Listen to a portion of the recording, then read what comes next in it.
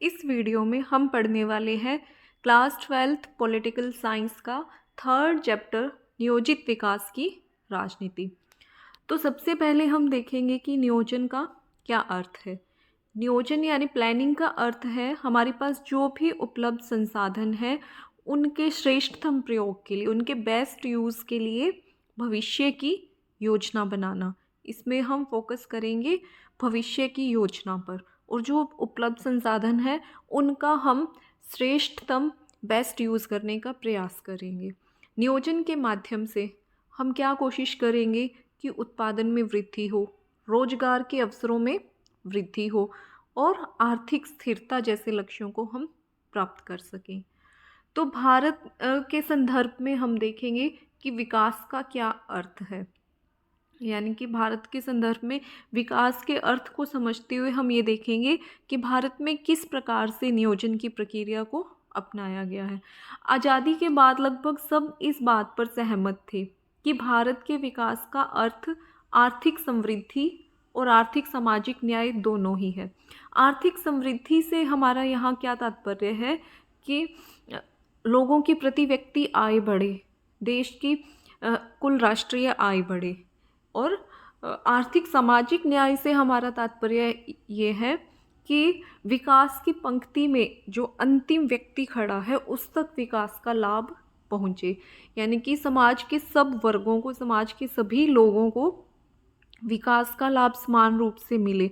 ऐसा ना हो कि औसतन देखने में तो हमें लगे कि प्रति व्यक्ति आय भी बढ़ रही है, राष्ट्रीय आय भी बढ़ रही है, लेकिन गरीब और अमीर का अंतर खत्म ही ना हो।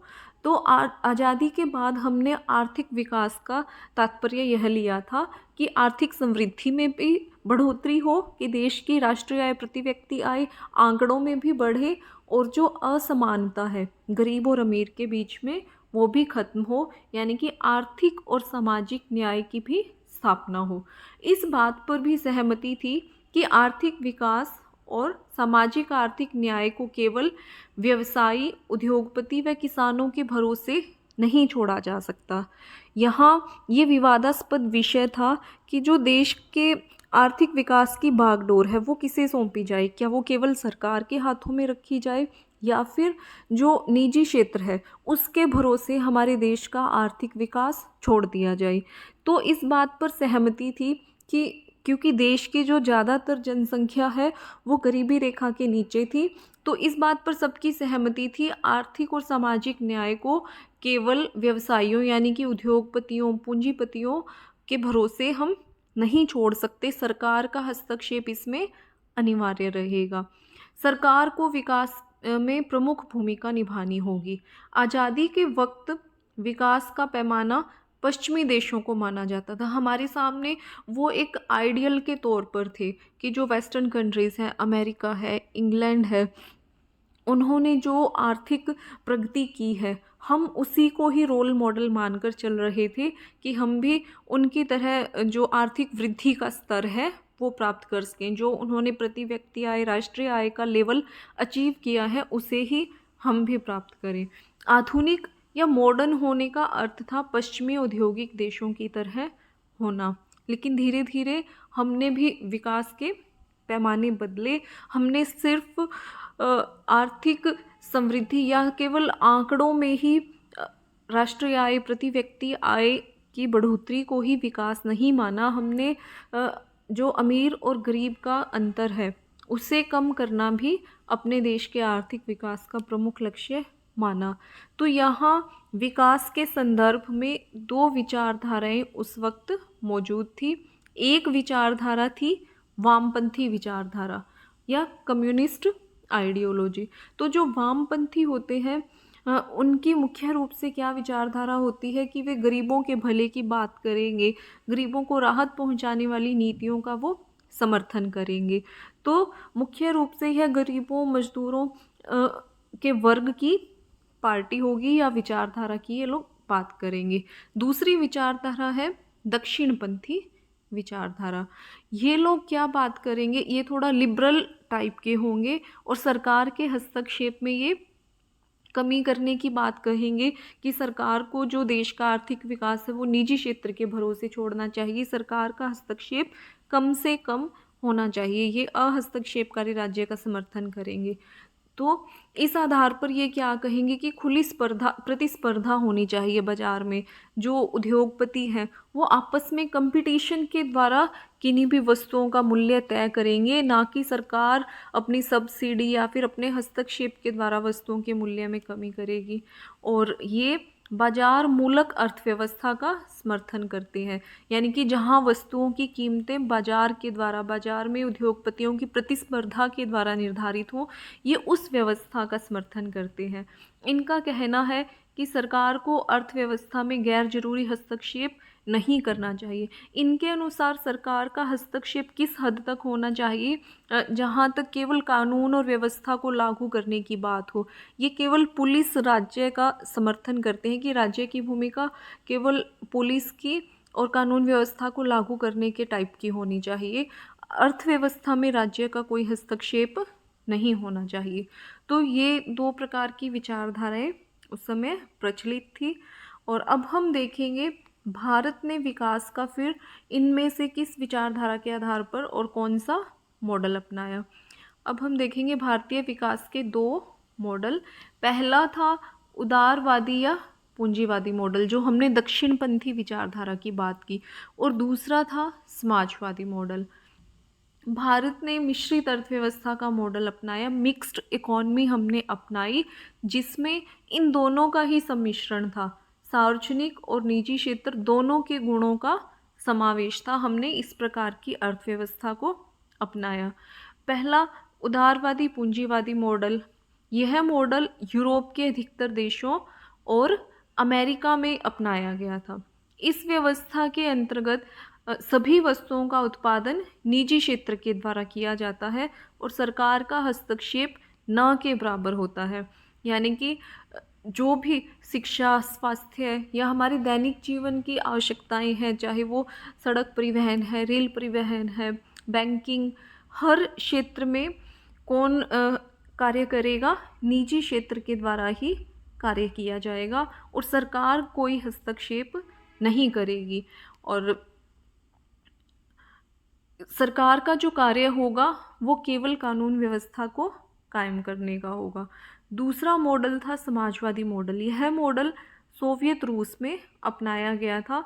इसके अंदर सभी चीज़ों का उत्पादन सरकार के द्वारा किया जाता है। यहाँ निजी क्षेत्र बिल्कुल भी नहीं होगा, निजी कंपनियाँ बिल्कुल नहीं होगी, निजी संपत्ति नाम की कोई चीज़ नहीं होगी और देश में निजी क्षेत्र नहीं होता। सभी कंपनियां सरकार के अधीन होती हैं, यानी कि जो भी उत्पादन करने वाली कंपनियां होंगी वो सरकार के ही अधीन होंगी।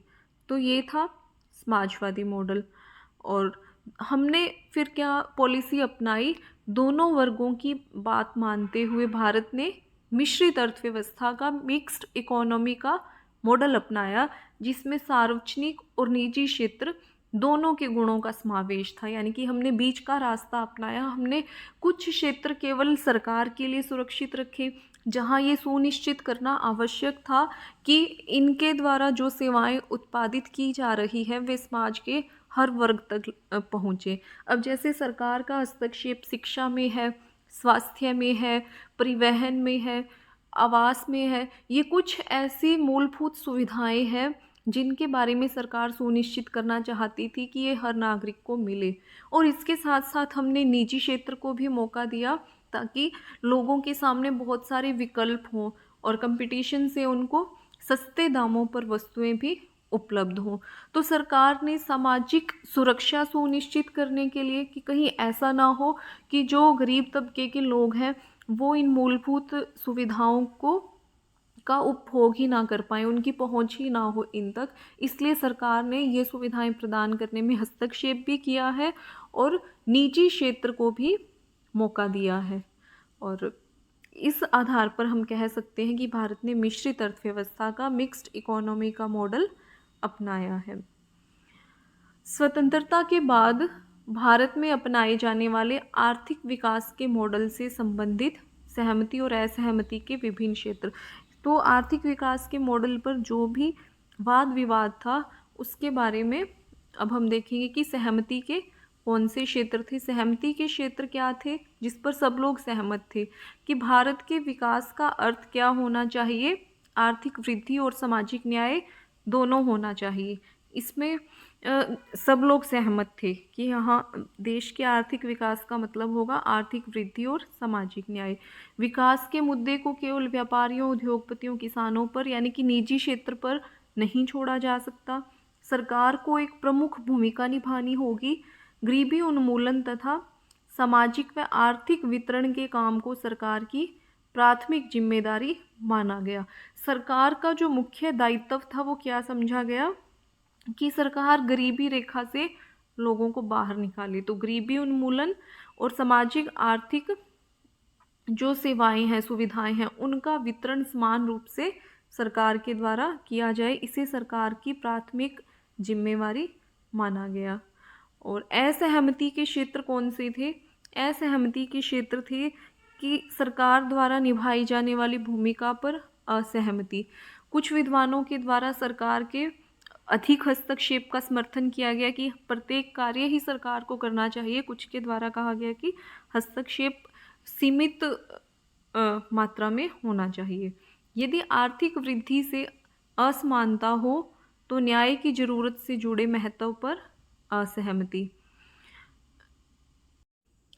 यानी कि यदि राष्ट्रीय आय, प्रति व्यक्ति आय जैसे आंकड़े बढ़ने से यदि असमानता समाज में बढ़ रही है तो कुछ लोगों ने कहा कि न्याय की ज़रूरत को दरकिनार कर दिया जाना चाहिए। इनके अनुसार न्याय इतना महत्वपूर्ण नहीं होना चाहिए जितनी कि आर्थिक वृद्धि महत्वपूर्ण होनी चाहिए। तीसरा असहमति का क्षेत्र था वो था उद्योग बनाम कृषि, अर्थात उद्योगों को ज़्यादा महत्व दिया जाए देश के आर्थिक विकास में अथवा कृषि को। और कुछ निजी बनाम सार्वजनिक क्षेत्र के मुद्दे पर आमने सामने डटे हुए थे कि निजी उद्योगों को प्राथमिकता दी जाए अथवा सरकार के द्वारा सार्वजनिक क्षेत्र के उद्योगों को प्राथमिकता दी जाए। तो ये कुछ क्षेत्र थे जो देश के विकास में असहमति के क्षेत्र थे जब शुरुआती दौर में देश के आर्थिक विकास की रूपरेखा बनाई जा रही थी। अब हम देखेंगे मिश्रित अर्थव्यवस्था का स्वरूप जो भारत ने अपनाया। तो मिश्रित अर्थव्यवस्था में समाजवाद तथा पूंजीवाद दोनों की विशेषताओं को शामिल किया गया। देश में छोटे उद्योगों का विकास निजी क्षेत्र में किया गया, अर्थात जो देश के आर्थिक विकास का शुरुआती दौर था उस समय निजी क्षेत्र को छोटे उद्योगों के विकास की जिम्मेवारी दी गई और बड़े उद्योगों के विकास की जिम्मेदारी सरकार ने अपने पास रखी, जिनमें ज़्यादा निवेश की ज़रूरत थी और ज़्यादा आधारभूत ढांचे की ज़रूरत थी। अब हम देखेंगे कि किस प्रकार से जो देश के आर्थिक विकास की जो दौड़ है वो शुरू हुई और इसके लिए किस प्रकार से नियोजन की प्रक्रिया आरंभ हुई। तो आज़ादी से पहले ही इस विषय पर बहस चल रही थी कि जब भारत आज़ाद हो जाएगा तो किस ढर्रे पर देश का आर्थिक विकास किया जाएगा। तो कुछ उद्योगपतियों ने 1944 में आज़ादी से पहले ही 8 उद्योगपतियों के समूह ने एक प्लान दिया, एक योजना बनाई जिसे बॉम्बे प्लान कहा गया।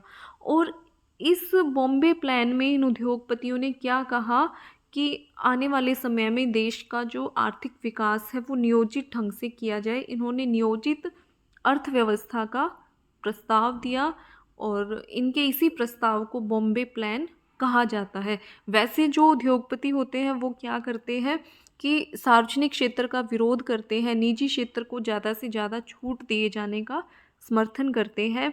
लेकिन देश का जो शुरुआती दौर था आर्थिक विकास का, उस समय ये उद्योगपति चाहते थे कि सरकार औद्योगिक विकास की जिम्मेवारी ले, उन्हें जो बेसिक इंफ्रास्ट्रक्चर है, बिजली, सड़कें, परिवहन, ये सुविधाएं मुहैया करवाए। तो उन्होंने नियोजित अर्थव्यवस्था का समर्थन किया और आर्थिक विकास में सरकार की भूमिका को स्वीकारा। बॉम्बे प्लान का उद्देश्य क्या था? बॉम्बे प्लान की मंशा थी कि सरकार औद्योगिक तथा अन्य आर्थिक निवेश के क्षेत्र में बड़े कदम उठाए। जो बड़ी धनराशि में निवेश किया जाना था वो सरकार ही कर सकती थी। तो इस बॉम्बे प्लान या बॉम्बे योजना के अनुसार देश का नियोजित ढंग से आर्थिक विकास करने का ढांचा स्वीकार कर लिया गया और देश के आज़ाद होते ही योजना आयोग नाम की जो संस्था थी, प्लानिंग कमीशन नाम की संस्था अस्तित्व में आई। योजना आयोग की स्थापना की गई मार्च 1950 में भारत सरकार के एक प्रस्ताव के द्वारा की गई, एक रेजोल्यूशन के द्वारा इसकी स्थापना की गई। संविधान में योजना आयोग के लिए कोई प्रावधान नहीं था कि जब संविधान लिखा जा रहा था उस समय इसके लिए ऐसा कोई प्रावधान नहीं किया गया था। इसलिए योजना आयोग को संविधानेतर संस्था भी कहा जाता है या गैर संवैधानिक संस्था भी इसे कहा जाता है, क्योंकि ये जो गवर्नमेंट है उसके एक रेजोल्यूशन के द्वारा स्थापित किया गया था, प्लानिंग कमीशन। प्रधानमंत्री इसके अध्यक्ष थे। भारत अपने विकास के लिए कौन सा रास्ता और रणनीति अपनाएगा, यह फैसला करने में इस संस्था ने केंद्रीय और सबसे प्रभावशाली भूमिका निभाई। हालांकि जो योजना आयोग के द्वारा जो भी सिफारिशें दी जानी थी वो सलाहकारी प्रवृत्ति की थी, लेकिन योजना आयोग की ज़्यादातर सिफारिशों को मान लिया जाता था। इसीलिए ऐसा माना जाता है कि इसने सबसे महत्वपूर्ण, सबसे केंद्रीय और प्रभावशाली भूमिका निभाई। योजना आयोग की कार्यविधि कैसी थी, किस प्रकार से ये कार्य करता था? सोवियत संघ की तरह भारत के योजना आयोग ने भी पंचवर्षीय योजनाओं का विकल्प चुना। सोवियत संघ की तरह हमने भी वही मॉडल अपनाया कि हम 5 ईयर प्लान्स बनाएंगे और उनको इम्प्लीमेंट करेंगे। भारत सरकार अपनी तरफ से दस्तावेज या डॉक्यूमेंट तैयार करती जिसमें ये कहा जाएगा कि अगले 5 सालों के लिए किन सोर्सेस से हमारी आमदनी होगी और कहाँ पर हम खर्च करेंगे। तो इस प्रकार से ये 5 वर्षीय योजना बनाई जानी थी, लागू की जानी थी और इस योजना के अनुसार केंद्र सरकार और सभी राज्य सरकारों के बजट को दो हिस्सों में बांटा गया। एक हिस्सा था गैर योजना व्यय का, नॉन प्लान्ड बजट था इसमें। इसके अंतर्गत सालाना आधार पर जो दैनिक मदों पर खर्च किया जाना था, यानी कि बिना प्लानिंग के भी जिन मदों पर, जिन आइटम्स पर हमें खर्च करना ही करना होगा, कि जैसे कर्मचारियों का वेतन है, कुछ फिक्स्ड खर्चे जो सरकार के होंगे ही होंगे, इनमें प्लानिंग की कोई ज़रूरत नहीं है।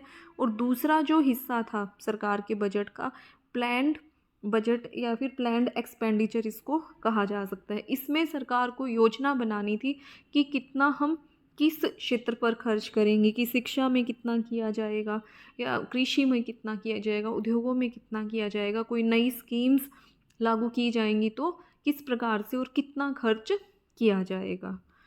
तो इस प्रकार से योजना आयोग को अपना कार्य करना था। और योजना आयोग के मुख्य कार्य या मेजर फंक्शंस क्या थे? इसका सबसे मुख्य कार्य था देश के संसाधनों का, यानी कि रिसोर्सेज का और पूंजी का अनुमान लगाना, एस्टिमेट करना कि हमारे देश के पास आय के क्या स्रोत हैं, कौन से साधन हैं, आने वाले 5 वर्षों में हमें कहाँ कहाँ से आमदनी हो सकती है।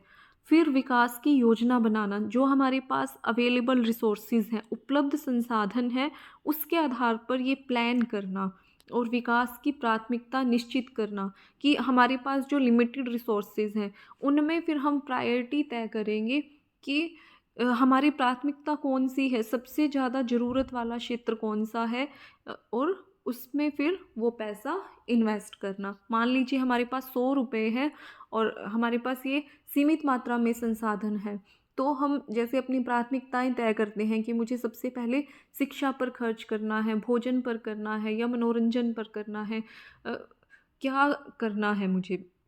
इसी प्रकार से सरकार को भी अपने पास जो सीमित संसाधन उपलब्ध है उसमें योजना बनानी होती है कि उन्हें अपने सीमित संसाधनों को या जो सीमित पूंजी है, पैसे हैं, उनका किस प्रकार से खर्च करना है ताकि देश का अधिकतम विकास हो सके।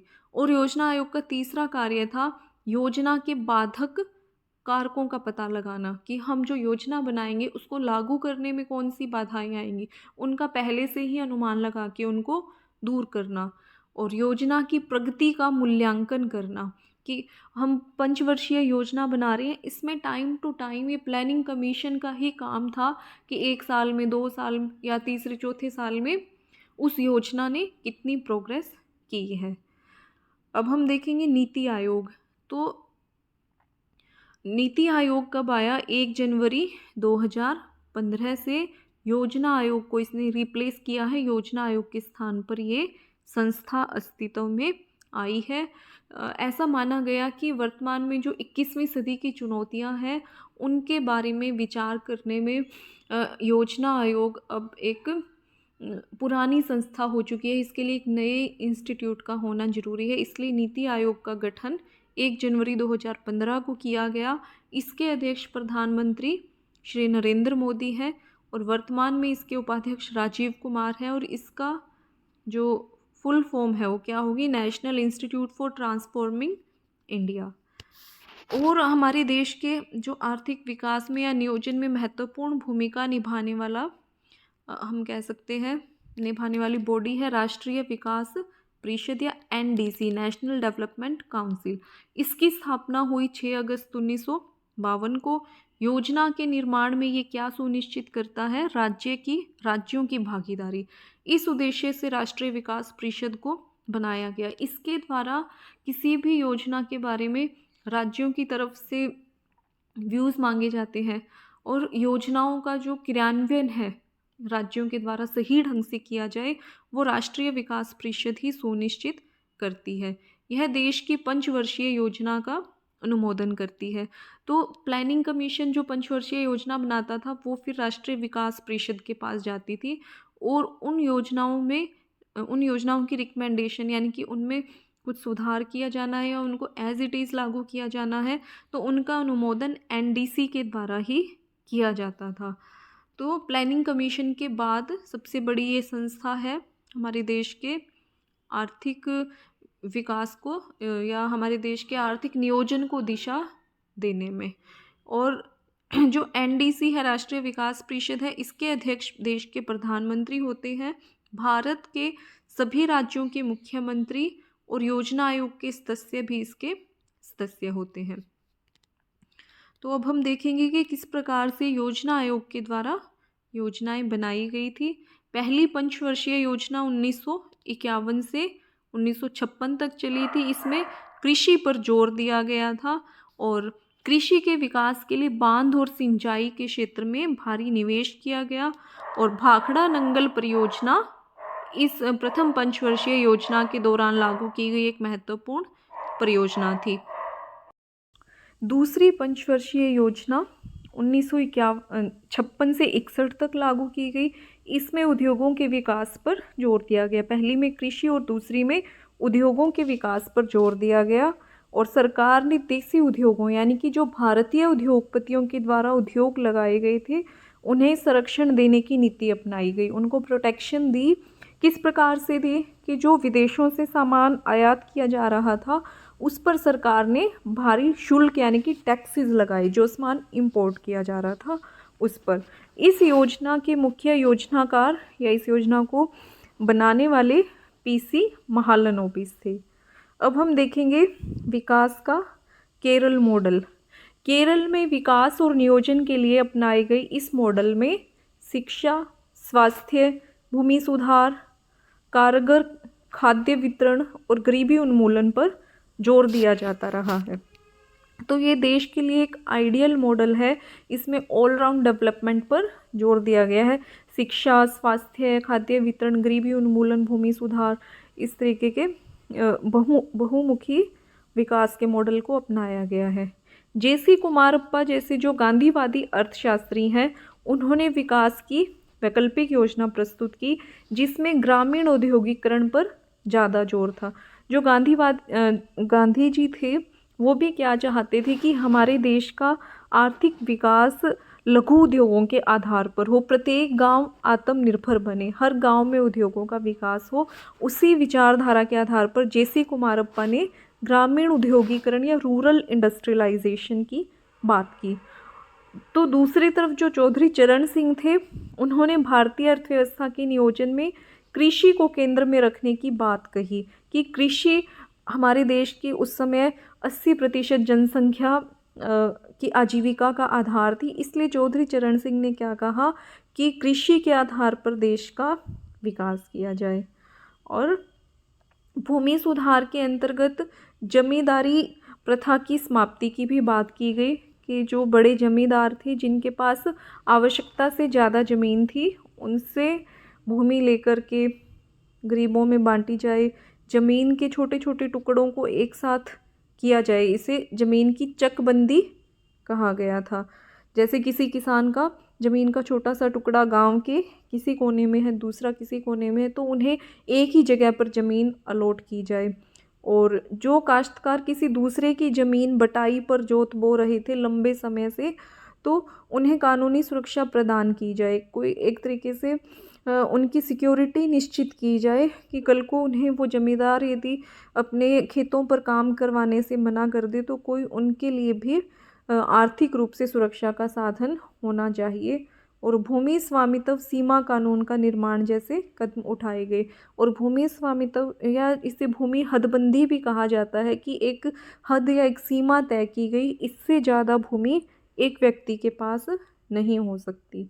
1960 के दशक में सूखा और अकाल के कारण कृषि की दशा बद से बदतर हो गई और बहुत बड़े खाद्यान्न संकट का देश को सामना करना पड़ा और हमें गेहूं का आयात करना पड़ा, वो भी अमेरिका से हमें खराब या सड़ा हुआ गेहूं मंगवाना पड़ा और अपने देश के नागरिकों को वो खिलाना पड़ा। तो उसी समय से भारत ने ये चुनौती स्वीकार की कि हमें किसी भी विपरीत परिस्थिति में ऐसा दोबारा ना करना पड़े। इसलिए भारत में हरित क्रांति को अपनाया गया और हरित क्रांति के अंतर्गत सरकार ने खाद्य सुरक्षा को सुनिश्चित करने के लिए एक नई रणनीति अपनाई जिसे कि हरित क्रांति के नाम से जाना गया।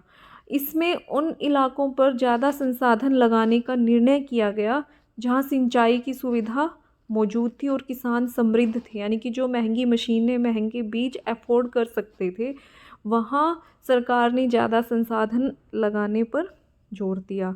सरकार ने उच्च गुणवत्ता के बीज, हाई यील्डिंग वैरायटी के सीड्स, उर्वरक, कीटनाशक और बेहतर सिंचाई सुविधाएं बड़े अनुदानित मूल्य पर मुहैया कराना शुरू किया। यानी कि सब्सिडी में लोगों को सरकार ने बहुत अच्छी गुणवत्ता के बीज दिए, अच्छे उर्वरक, कीटनाशक और नहरों का भी जाल बिछाया।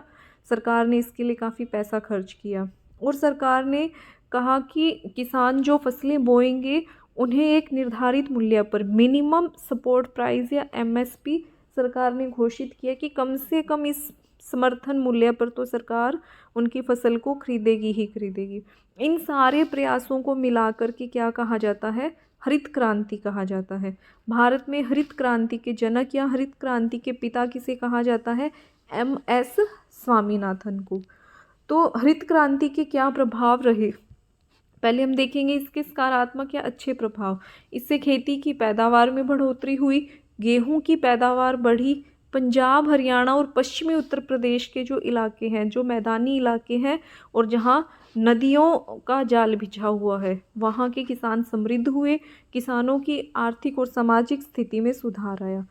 नकारात्मक प्रभाव भी इसके कुछ रहे। क्षेत्रीय व सामाजिक असमानता बढ़ी। क्षेत्रीय असमानता इस प्रकार की, हरियाणा, पंजाब, पश्चिमी उत्तर प्रदेश के जो किसान हैं वो समृद्ध हुए और जो पिछड़े हुए राज्य थे वो और ज़्यादा पिछड़ गए। और सामाजिक असमानता इस प्रकार से बढ़ी कि जो समृद्ध किसान थे उन्हें इसका ज़्यादा फायदा हुआ और अमीर और गरीब का जो अंतर है वो और ज़्यादा बढ़ गया। हरित क्रांति के कारण गरीब किसान व बड़े भूस्वामी के बीच अंतर बढ़ा, जिससे वामपंथी संगठनों का उभार हुआ। पीछे हमने डिस्कस किया था वामपंथी विचारधारा कौन सी होती है? जो गरीबों मजदूरों की समर्थक होती है।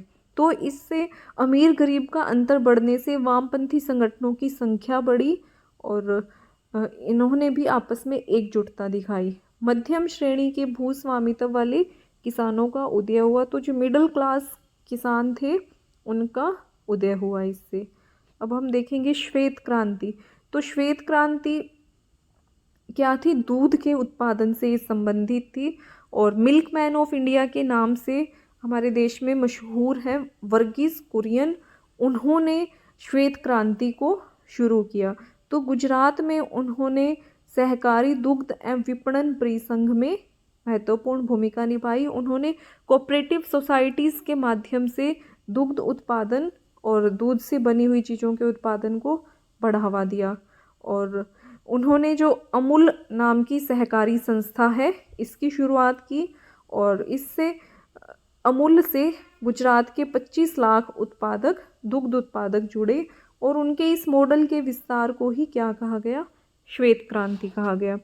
तो ये थी सारी की सारी जो हमारे देश के आर्थिक विकास की प्रक्रिया या फिर आर्थिक विकास के शुरुआती दौर को हम कह सकते हैं कि अब तक हम इस चैप्टर में डिस्कस कर चुके हैं कि किस प्रकार से भारत ने नियोजित विकास का मॉडल अपनाया और आज हम इस स्तर तक पहुँचे हैं।